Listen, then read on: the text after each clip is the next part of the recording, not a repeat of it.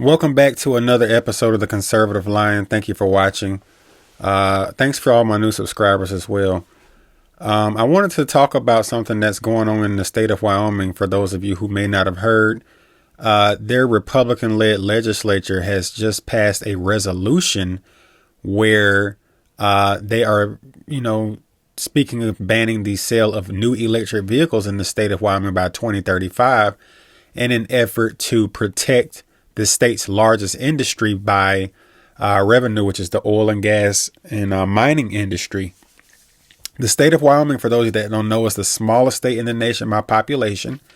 And I think as of right now, we have about maybe 1 to 2% of our total personal vehicle fleet in this country that's electric. So we are nowhere near ready to have a totally electric vehicle society.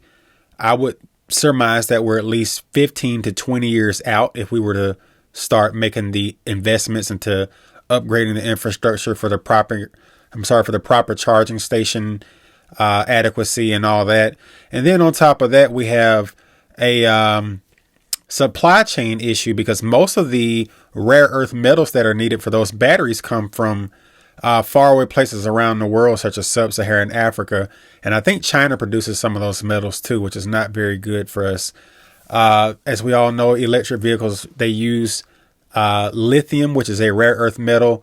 They also use nickel, and they also use a precious metal called coltan for the computers. And those, minerals are in short supply globally outside of a few countries.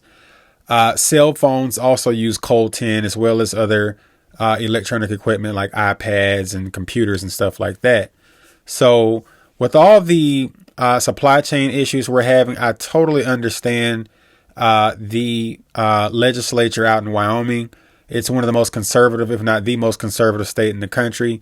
I think that it's a Trump plus 30 state at least. And as we all know, Liz Cheney got absolutely shellacked in the election where they replaced her with another Republican by the name of I think her name was Liz Hagman or something like that. But I have a couple of clips to show you, so here we go. The proposed legislation coming from a group of lawmakers led by State Senator Jim Anderson, who joins us now. Senator Anderson, good to see you. Well, you're a rebel. You're going against the grain. So what is the rationale for the ban? Thank you, David, for letting me speak about our resolution. It's a resolution that we've passed. We are concerned about numerous states that have asked to discontinue sales of petroleum-powered, they're not just gas, they're diesel also vehicles in their state by 2035. We want to show support for our basic Wyoming industries, gas, oil, and the extraction and processing of those products. These have been valuable industries in Wyoming for a century. These industries have created countless good-paying jobs for Wyoming residents. Wyoming's vast stretches of highways with the lack of charging stations makes an electric vehicle impractical for the state. Okay. The expansion of charging stations across the state and nation will require massive amounts of new electrical power generation. Okay. Well, let me just jump in, Senator, because I don't want you just to read the resolution, but because it's a resolution, this is a more symbolic move on your part, right? You're not going to ban the sale of electric vehicles, right? That's correct. That's correct. Okay. We're also concerned about the minerals used in the batteries. Our country does not produce them. They are being produced in countries with poor environmental standards. And then the disposal of those hazardous batteries will require space in our limited landfills for hazardous materials. Therefore, our resolution asks to have no new electric vehicles sold in Wyoming after 2035. Okay, but you're not going to penalize companies or consumers that want to either sell or buy electrical vehicles. If there's a dealership in Wyoming, you're not going to try to shut it down. Oh, no, Okay. no. We just wanted to make this statement since it seems to be a movement nationwide to eliminate our vehicles. Well, let me just ask you, I assume some of the nearby states that are trying to ban gas-powered vehicles, like California, have made their issue known to you in one way or another. I'm just curious, do you think that these states trying to outlaw gas-powered engines in a relatively short period of time, is their electric grid power strong enough to power that many charges? We sure think that it isn't. California is already expecting a lot of blackouts, and so they obviously don't have enough power to run that many vehicles. If they got all those vehicles online by 2035, we may be in short supply. Right now, we're an exporting state, and we export into the Western grid, which of course California can use if they so desire. But at some point in time, Oregon, with the lack of hydropower, and California with the lack of power that they've eliminated over the last few years, they will be in trouble trying to charge all these vehicles. Now, your state, thankfully, is a huge producer. So, yeah, that was a very good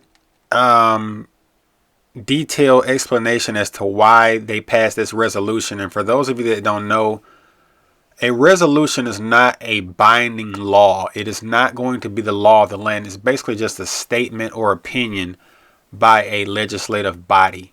So this is not going to be a law, but they're just bringing awareness to the issue. And unlike California and Oregon and some of the more super blue far left states, they want to protect their industry, which is heavily reliant on mining coal, oil, and natural gas. That chart I just showed you guys was it's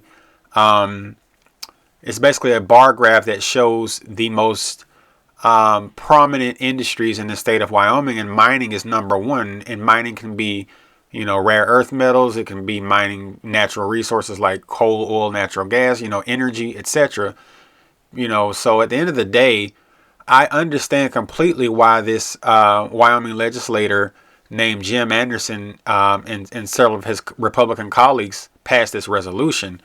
And for those of us that are truly aware of what's going on, those of us who are truly conscious understand that this has even greater ramifications if the leftists get their way, because we know they want control. And we know that the global agenda is all about power and control. And if everybody's driving an electric vehicle and you don't bow down and comply to whatever they want, they can just shut the power grid off. I mean, California is already experiencing rolling blackouts across the country, and the state isn't even nowhere near a state that is totally reliant on electric vehicles.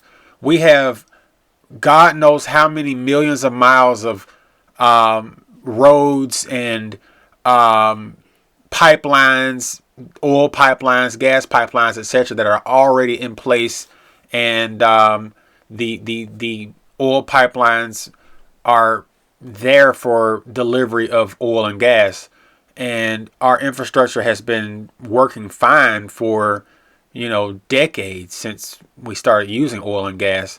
And you got just so many different vehicles that run off of petroleum products, such as tractors. They use diesel.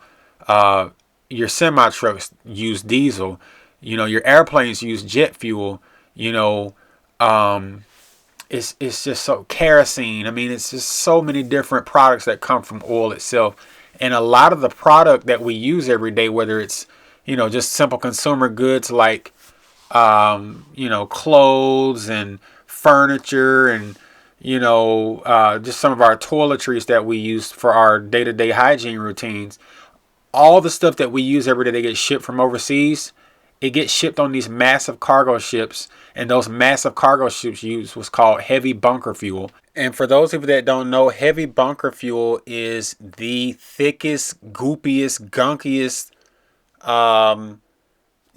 part of the oil that they use to burn for the ships to travel these super long distances, thousands of miles across the wide open ocean. And they carry a lot of weight. I don't even know how many tons the average cargo ship carries with it, but they come a long way from Shanghai, China to Houston, Texas, from Singapore up the Suez Canal over into the Netherlands or somewhere. Like, these ships go everywhere, and they've been using this fuel for a long time. So for these radical globalists to think that we can just randomly shut off oil and gas and start using electric vehicles and everything green is a pipe dream. 80% of our energy that we get as far as electricity comes from coal, oil, and natural gas. And that's from the Energy Information Administration, the EIA, for those of you that want to look it up. And I think that around 20% of our electricity is renewable, and about 7% of that is hydropower. So only like maybe, what is that left? 13% is solar, wind, or like biomass or something like that, with the overwhelming majority of that being wind and a little bit of solar.